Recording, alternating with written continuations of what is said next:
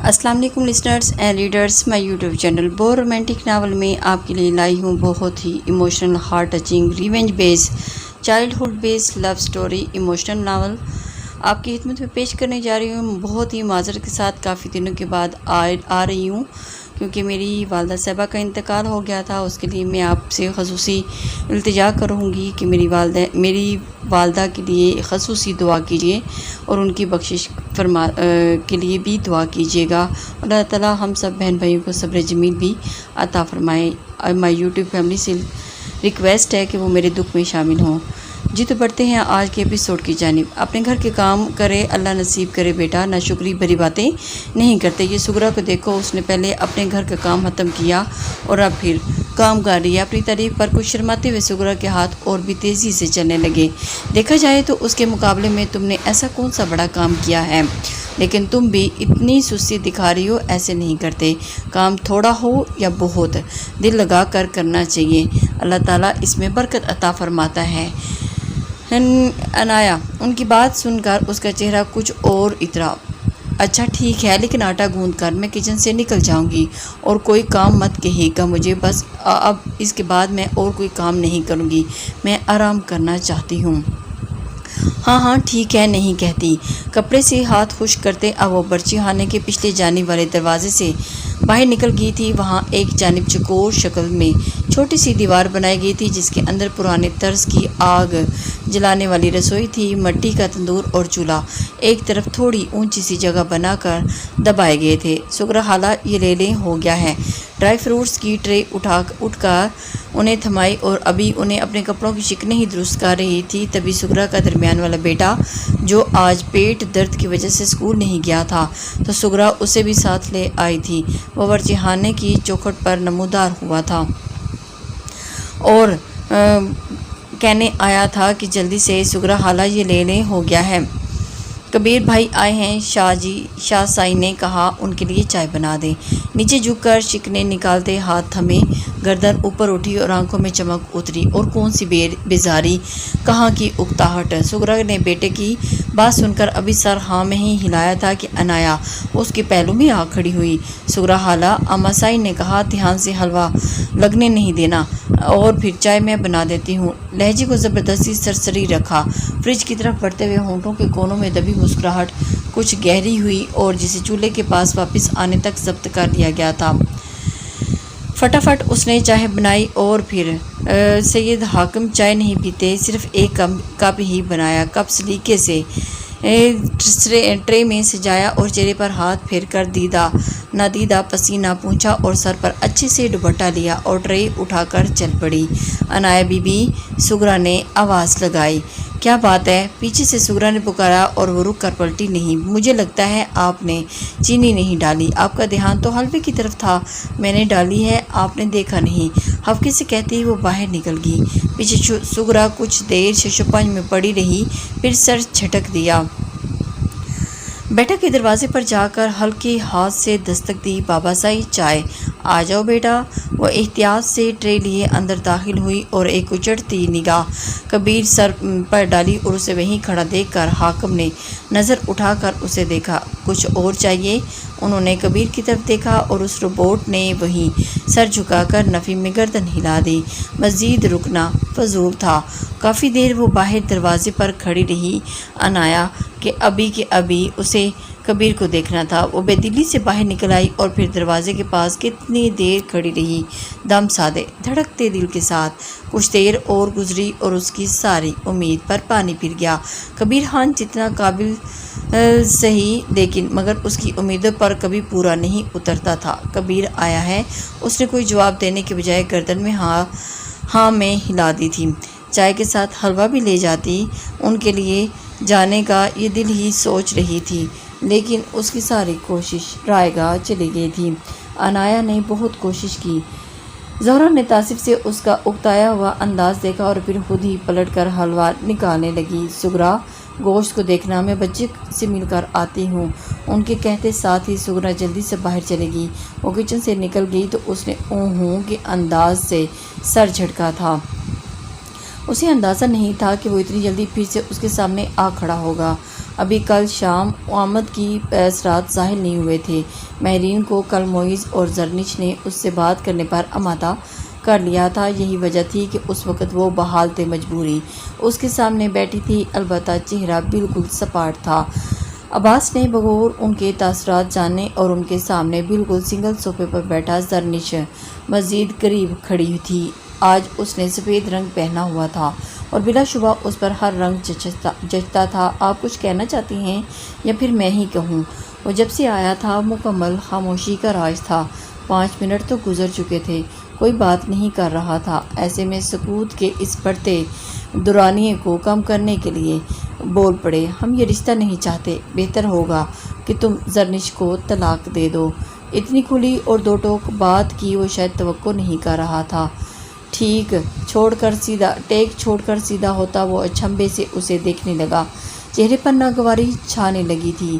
ایک نظر ساتھ کھڑی زرنش پر ڈالی اور جان بوجھ کر اس کی طرف دیکھا اور وہ لا تعلق سی کھڑی اپنے پاؤں کو گھور رہی تھی، لیکن چہرے پر شدید بے آرامی کا تاثر نمایاں تھا۔ چھوڑنا ہوتا تو آج یہاں نہ ہوتا۔ آپ ناممکنات میں سے ایک بات کر رہی ہیں، بھول جائیں ایسا کبھی ہوگا۔ وہ بہت سکون سے کہتا انہیں بے سکون کر گیا۔ انداز ایسا تھا جیسے کسی نادان بچے کو اس کی بیجا ضد پر نرمی سے سمجھایا گیا ہو۔ وہ تمہارے ساتھ جانا نہیں چاہتی اور تم اسے زبردستی اپنے ساتھ باندھے ہوئے ہو۔ اس کی آنکھوں میں ٹھنڈا سا تاثر جاگا، آواز میں سلگتا پن تھا۔ زرنش کی نہ چاہتے ہوئے بھی نگاہ اس کی جانب اٹھی اور اس کا چہرہ بے تاثر تھا، لیکن کان سرخ ہونے لگے تھے۔ تبھی عباس نے اس کی جانب دیکھا اور وہ چاہ کر بھی نظریں چرا نہیں پائی تھی۔ مجھے لگتا ہے یہ معاملہ میں اور زرنش طے کریں تو زیادہ بہتر ہوگا۔ آخرکار آپ کم بچے نہیں رہے، بڑے ہو گئے ہیں۔ تمہیں جو بات کرنی ہے مجھ سے کرو، زرنش سے تم بات نہیں کرے گی۔ مہرین نے اس کی طرف دیکھتے ہوئے فیصلہ خود کر سکتی ہیں۔ اس نے لہجہ بھر رکتے زرنش کو دیکھا، لیکن آپ خود ہی کرنے والے ہیں تو چچا سائی نے کیا کیا؟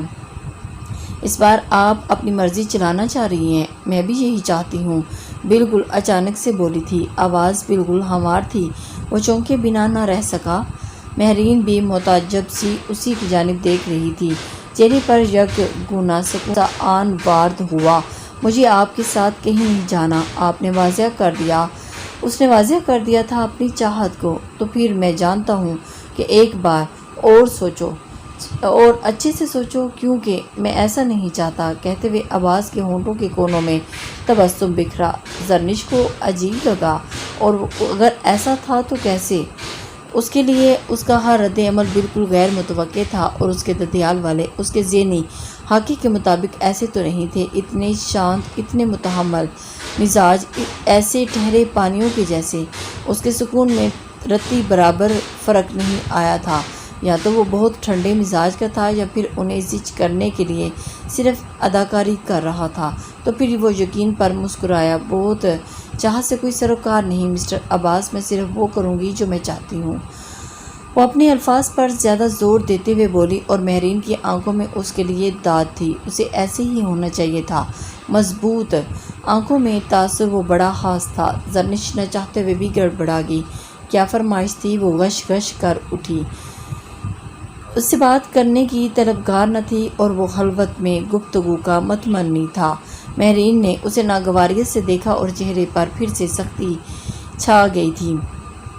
نہیں، یہ بھرپور تردید مہرین کی جانب سے ہوئی تھی۔ عباس نے ایک گہرا سانس لیا۔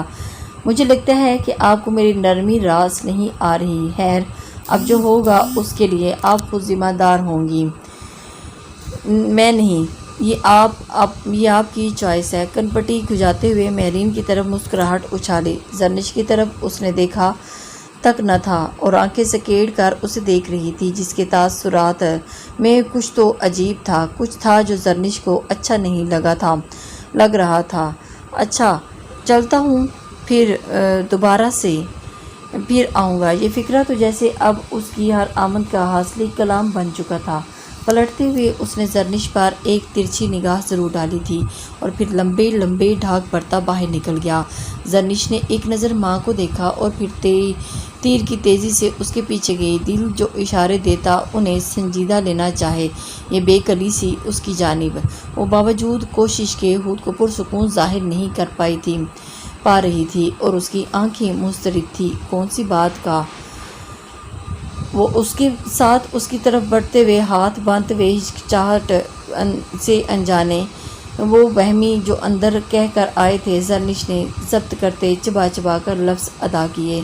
کہہ کر تو میں بہت کچھ آیا ہوں، تم کس بارے میں بات پوچھ رہی ہو؟ کہتے ہوئے ایک نظر آسمان کی جانب دیکھا اور بادلوں کے سائے سامنے کھڑی لڑکی نہ سہمی قدرت آج نہیں۔ زرنش کو بغور دیکھتے اس نے نفی میں سر ہلایا، یہ تو آخری آپشن ہے، اور پھر ہونٹ باہم پیچ کر کندھے اچکائے۔ زرنش نے بے ساختہ ایک جھرجھری سی لی۔ کیا ہے نا کہ وہ مجھے آپ سے، اس کے لہجے میں مصنوعی تعصب در آیا اور زرنش کی آنکھوں میں بے یقینی۔ میں نے سب پتہ کروایا ہے، تمہارے یہاں صرف خالہ لوگ ہی رشتہ دار ہیں اور خالہ کا ایک ہی بیٹا ہے۔ مجھے پہلی ملاقات ہمیشہ یاد رہتی ہے اور تمہاری خالہ کے بیٹے سے میری پہلی ملاقات کچھ خاص جمی نہیں تھی۔ وہ اپنے کپڑے کا کاروبار شروع کر رہا ہے، 2-3 دن تک مال پہنچ آئے گا، لیکن کیا ہو اگر اس کے پیمنٹ کیے مال کو راتوں رات آگ نگل جائے۔ یہ وہ کتنے آرام سے کہہ رہا تھا کہ زرنش کا غم غصے سے بھرے صدمے میں رنگ فک ہو گیا تھا۔ وہ سوچ چاہ کر بھی اس کے دماغ میں عجیب سے وصفے آنے لگے۔ زرنش، ان سے جرم کیا سرزد ہوا ہے؟ آپ اپنے کان کی لو مسل رہا تھا، لب و لہجہ اتنا سرسری تھا کہ جیسے نیوز بلیٹن دے رہا ہو۔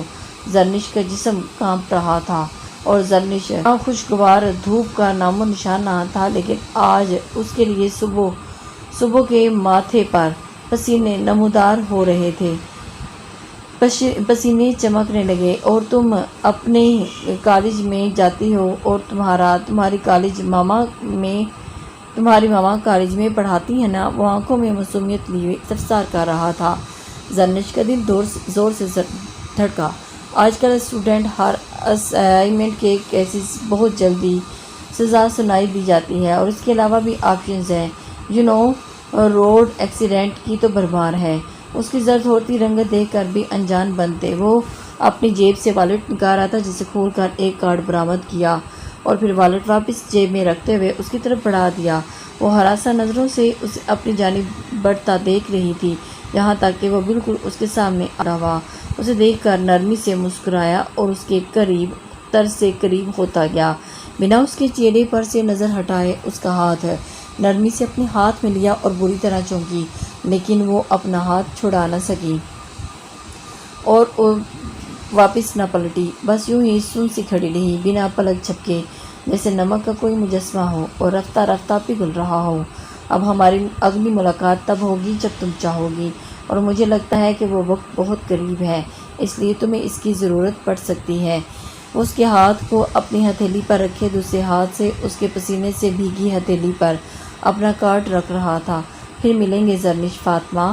اس کی یقین آنکھیں مسکرائی تھی اور ہونٹ کی مسکراہٹ گہری ہوئی، اور وہ پھر پلٹ گیا اور اس کے جانے کے بعد وہ کسی سخت کسی کیفیت سے وہاں کھڑی رہی۔ یہ سب اتنا آسان نہیں تھا۔ وہ سمجھنا چاہتی تھی کہ کوئی حکمت عملی کام آ جائے گی، تیاری کرنی چاہیے۔ اس کے دماغ میں آتی سبھی سوچوں کا راستہ صرف ایک جملے نے بند کر دیا تھا، اگر وہ اپنی کہی کسی ایک بات پر بھی عمل کر گیا تو پھر کیا ہوگا؟ صرف آگے تاریکی تھی، گھپ اندھیرا تھا، اس کے علاوہ کچھ نہیں۔ صوفے پر بیٹھی تھی اور ان کے قریب نیچے کارپٹ پر ٹانگیں لمبی کیے پاؤں پر پاؤں رکھے سکون سے بیٹھا تھا، اور اس کے قریب ہی عنایا گھٹنے موڑے بیٹھی تھی۔ رنگ تو دیکھو کیسا پھیکا پڑ رہا ہے، یہ تو بال تم نے دھوپ میں سفید کر دیے ہیں بیٹا۔ عنایا جاؤ تیل والی شیشی لے آؤ، سر کی مالش کر دیتی ہوں۔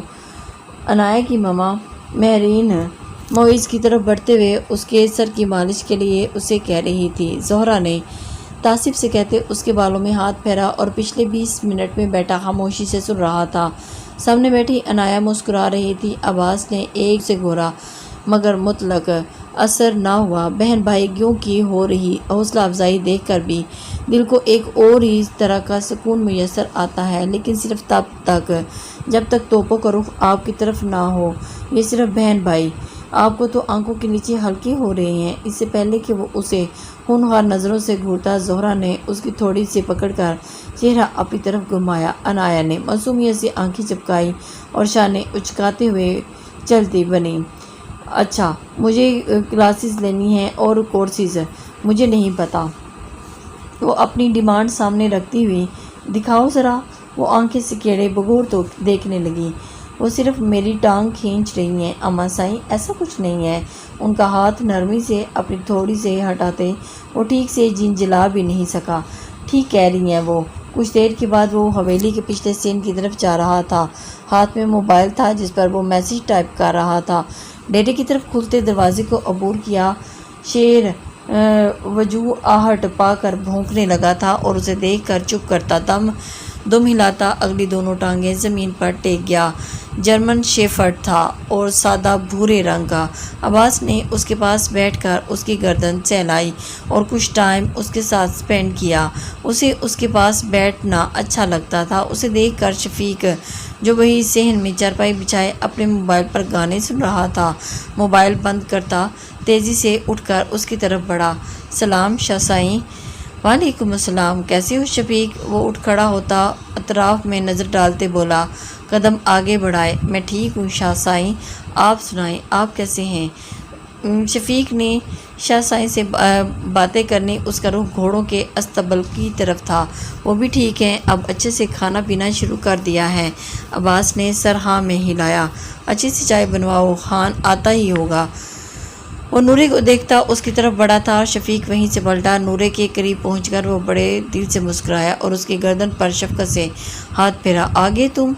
دبے پاؤں آیا تھا اور عباس اس کی آمد کی خبر نہ ہوئی تھی۔ وہ اپنی ہی سوچوں میں گم تھا اور اسے پتہ ہی نہیں چلا کہ وہ کب آیا۔ مجھے لگا تم زمینوں پر ہوگے۔ اس سے الگ ہوتے وہ بولا تھا، کل سے گھر پر ہی ہوتا ہوں، آم کی فصل اتار لی ہے، اب تھوڑی فرصت ہے، اسی لیے انہی کاموں میں جٹا ہوا ہوں۔ ایک اچٹتی نگاہ عباس پر ڈالی۔ وہ زیر لب ہنسی روکی۔ اور ویسے تیل میں لتھڑے خوب لشکارے مار رہے ہو۔ آنکھوں میں چمک لیے کبیر نے کہا تو عباس نے منہ کے زاویے ٹیڑھے کرتے ہوئے اپنے بالوں میں ہاتھ پھیرا اور اپنی ہتھیلی سائے پھیلائی ہے۔ ہاتھ تیل سے تر واپس آیا تھا اور کبیر خان طوفان خان کے پاس کھڑا اسے نرم نظروں سے نہارنے میں مصروف تھا۔ مجھ سے ملنے آئے ہو یا اپنے طوفان؟ وہ ڈٹھائی سے ہنستا رہا۔ عباس نے اسے افسوس سے دیکھا اور پھر سر جھٹکا۔ دیدار یار سے کسی کا چہرہ نگاہوں کے سامنے گھوما تو ہونٹ آپ ہی اپنی مسکراہٹ میں ڈل گئے۔ میں نے اسے ڈھونڈ لیا۔ ایک جذب کے عالم میں اس نے آہستگی سے کہا اور طوفان خان کو سہلاتے کبیر نے نہ سمجھی سے بھویں سکیڑی اور پھر اسے چند ہی سیکنڈ لگے اس کی بات سمجھنے میں۔ حیرت سے ہونٹ نیم وا ہوئے اور ہاتھ ساکت ہوئے اور ایک جھٹکے سے اس کی طرف مڑا۔ کب؟ کہاں؟ کیسے؟ اس جیسے اطمینان پسند آدمی کی اتنی بے صبری پر عباس ہنسا۔ پھر سب بتاتا ہوں کے انداز میں سر ہلایا تھا۔ عباس اپنے دل کی ہر بات کبیر خان سے کرتا تھا کیونکہ اس کے علاوہ سن چکا تھا۔ کبیر ابھی تک کچھ کنگ سا بیٹھا تھا، بے یقین، متحیر اور بے پناہ خوش۔ تم نے بابا سائیں اور اماں سائیں کو بتایا؟ وہ اشتیاق سے سوال کر رہا تھا۔ عباس نے آہستگی سے سر نفی میں ہلایا۔ ہاں، تمہیں نہیں؟ کیوں؟ تمہیں بتانا چاہیے تھا۔ انہوں نے ایک عرصے اس دن کا انتظار کیا۔ ابھی نہیں۔ اس نے آخری گھونٹ لیتے کپ پاس رکھی چوٹی تپائی پر رکھ دیا۔ تو پھر کب؟ کبیر جھنجھلایا۔ میں انہیں بتاؤں گا نہیں بلکہ ان کے سامنے لا کر کھڑا کروں گا، اور یہ میری دل کی خواہش ہے، اس لیے میں ابھی چاہ رہا ہوں کہ تھوڑا ٹائم مجھے اور چاہیے۔ کبیر خان نے میں تمہارے لیے بہت خوش ہوں، وہ صدقے دل سے بولا تھا۔ مجھے تمہاری خوشی ہر خوشی سے آگے ہے۔ کبیر نے عباس کو دلاسا دیا اور پھر دونوں بھائی بہت خوش ہوئے۔ عباس نے ایک ٹھنڈی سانس بھری اور دونوں ہاتھ پیچھے چرپائی پر ٹکائے پیچھے کی طرف گردن پھینکے وہ کشادہ آسمان پر تیرتے چاند کو انمہاک سے دیکھنے لگا۔ یہ ایک خواب جیسا ہے، ابھی ساری مشکلیں ختم نہیں ہوئی، بلکہ سچ پوچھو تو ابھی شروع ہوئی ہیں۔ چین پھر سے میں خوش ہوں اور وہ ملی تو صحیح، یہ کوئی چند دنوں یا مہینوں کی کہانی نہیں تھی، میرے 15 سالوں کی تلاش تھی، ہر بار کی ناکامی، ہر بار کی آس ٹوٹنا۔ کبھی کبھی میں خود کو بدل ہونے لگتا تھا، لیکن قدرت مہربان ہوتی ہے میرے دوست، اور جب ہوتی ہے تو پھر سب کچھ بدل جاتا ہے۔ ایک دم سے موضوع بدلتے کبیر نے گڑبڑا کر پہلو بدلا۔ میں کہاں وہ ٹھیک سے حقیقی میں نہ جتا سکا۔ کیوں تم نے شادی نہیں کرنی؟ عباس نے نظریں چاند سے ہٹاتے آبرو اچکا کر اسے دیکھا۔ نہیں کرنی ہے، کرنی تو ہے، وہ گسیانہ سا ہنسا، تو پھر تھوڑا آگے کو جھکا، کلائی پر بندھی گھڑی کو، چین کو انگلیوں سے چھوا۔ لیکن ابھی وقت نہیں۔ اچھا تو پھر تو وہ شب گھڑی کب آئے گی کبیر خان؟ جلدی سے بتا دو، میں بہت انتظار کر رہا ہوں۔ کبیر نے ہفکی سے اسے گھورا۔ عباس نے کچھ دیر اس کے جواب کا انتظار کیا اور پھر سر ہلاتا ہوا اٹھ کھڑا ہوا۔ ٹھیک ہے خان، اب تم دیکھو کیسے اماں سائیں کو تمہارے پیچھے لگاتا ہوں۔ بلکہ اماں سائیں ہی کیوں، بابا سائیں بھی تو ہیں نا۔ اس کی طرف آنکھیں چھوٹی کیے وہ مسکرایا اور انداز طبیعانہ تھا۔ اسے تندہی سے دیکھا۔ تمہیں دوسروں کا سکون غارت کر کے کیا سکون ملتا ہے عباس علی شاہ؟ اس نے دانت پیسے۔ وہ سکون بیان سے باہر ہے، تم نہیں سمجھو گے کبیر خان، تم کبھی سمجھ ہی نہیں سکتے۔ میں اس دن کا کتنی بے صبری سے انتظار کر رہا ہوں۔ کبیر پیچھے سے تیز آواز دبا دبا سا چلایا۔ وہ بے آواز ہنستا ہوا آگے بڑھتا جا رہا تھا جیسے سنا ہی نہ ہو۔ کبیر وہیں کھڑا رہا اور ہاتھ پہلو پر جمائے دوسرا ہاتھ چہرے پر پھیرا اور شفیق عباس کو زیادہ دیکھ کر کپ اٹھانے لگا۔ خان آپ یہیں رہیں گے؟ بستر تیار کر دوں؟ کپ اٹھائے کھڑا شفیق پوچھ رہا تھا۔ وہ چون کر اس کی طرف مڑا، پھر ہاتھ مزید اسے منع کر دیا۔ میں گھر جا رہا ہوں کہہ کر وہ دونوں ہاتھ پشت پر باندھے روی سے چلنے لگے۔ ہونٹ پر ایک پرسکون سی مسکراہٹ تھی۔ اسے عباس کے لیے خوشی تھی اور اس حویلی کے مکینوں کے لیے بھی۔ انتظار کی گھڑیاں بالآخر ختم ہونے کو تھیں۔